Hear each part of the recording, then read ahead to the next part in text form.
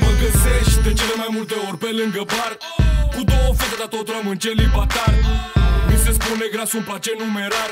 Iubesc studentele care dansează sus pe bar. Murdar, dansează murdar.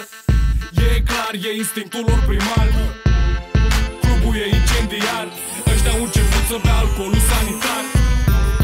Ți-am mai zis biță, știu o chelneriță, dar ea zice că e actriță. Dă-mi o foiță și-a rămas fără sutien, că drogurile nu-s bune, dar e bine că le avem. Așa că hai să bem, da hai să bem. Dăm niște butoaie ca să semăn cu sistem.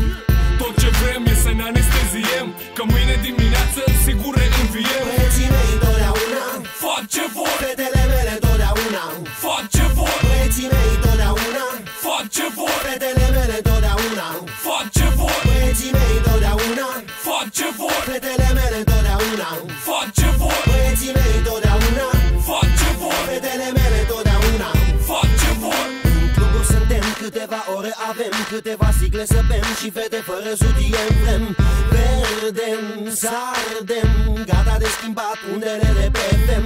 Sticlele, scoate-le, aliniază-le, deschide-le, rupeți capul fără întrerupere.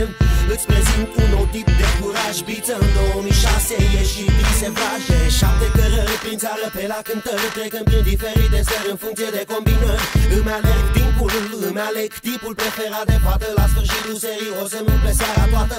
Îmi dărâmă visele, chin mamia oară. Când zice fetelor să nu cedați din prima seară. Închei strofa că am terminat de tras. Am făcut cu grasul odată următorul pas. Băieții mei totdeauna fac ce vor, fetele mele totdeauna fac ce vor. Băieții mei totdeauna fac ce vor, fetele mele totdeauna fac ce vor. Băieții mei totdeauna fac ce vor, fetele mele totdeauna fac ce vor. Băieții mei totdeauna fac ce vor, fetele mele totdeauna fac ce vor. Băieții mei totdeauna fac ce vor, fetele mele totdeauna fac ce vor. Băieții mei totdeauna fac ce vor, fetele mele totdeauna fac ce vor.